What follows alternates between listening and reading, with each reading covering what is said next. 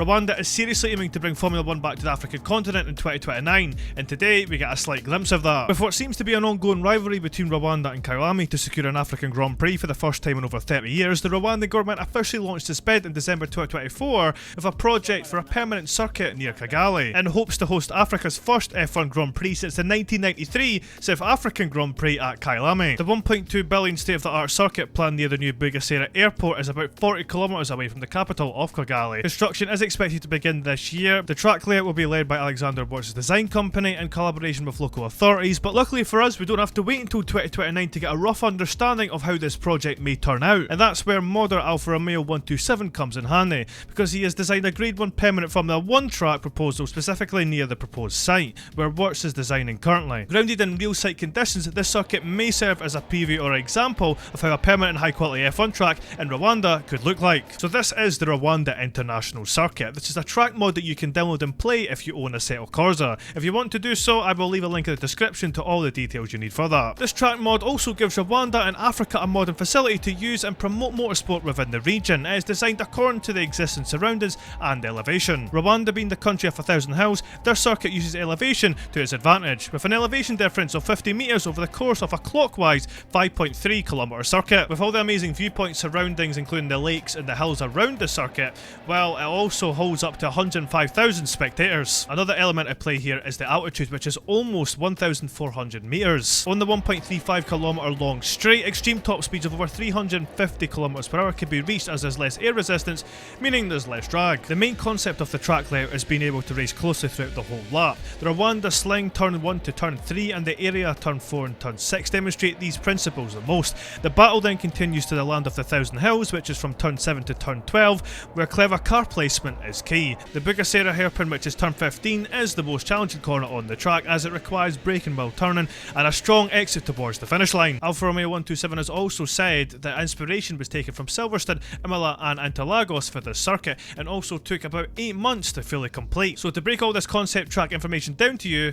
it is FIA Grade 1 with a length of 5.3 kilometers. It also has 18 turns going clockwise, an elevation difference of 50 meters and an altitude of 1,400 meters. Now of course it's great talking about the circuit and all, but wouldn't it be better if I took you for a ride around the circuit? And that's exactly what we're going to do here. So here is a lap around the Rwanda International Circuit by Alfa Romeo 127.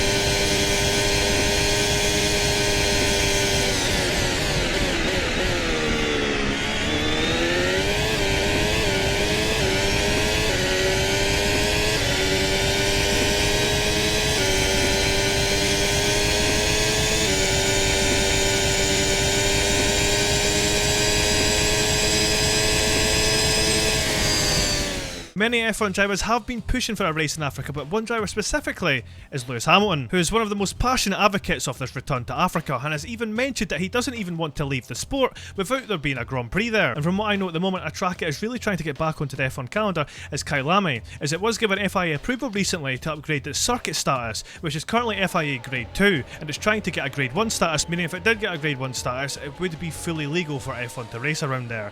But again, it could be a little while before we even see this happen. happen. And if you want a rough idea when I think a Grand Prix in Africa is going to take place in the F1 calendar, well, from what I know, it seems like 2029 could be the earliest. The reason for this is the F1 calendar is already set to its maximum races of 24 for 2027 and 2028, with the return of Portimao and most recently announced the Turkish Grand Prix. This leaves 2029 as a first realistic window for our newcomer, and competition isn't just from the African continent. Thailand, which has government approval for a significant spending, is considered the favourite for the next available slot, although a recent change of government in Bangkok has slowed that project down. South Korea and India have also entered that list recently, and personally I would be down to see them, and it is the circuits you're thinking of, but if I'm honest, it really does feel like we could easily drop some of these current circuits we have on the F1 calendar for the ones we're talking about in this video. But the money makes the world go round, and it also talks. Don't get me wrong, I think it's good we have a chance of getting these other circuits back, but it just seems like it takes so long to get these planned, and then out of nowhere we get some circuit we never asked for,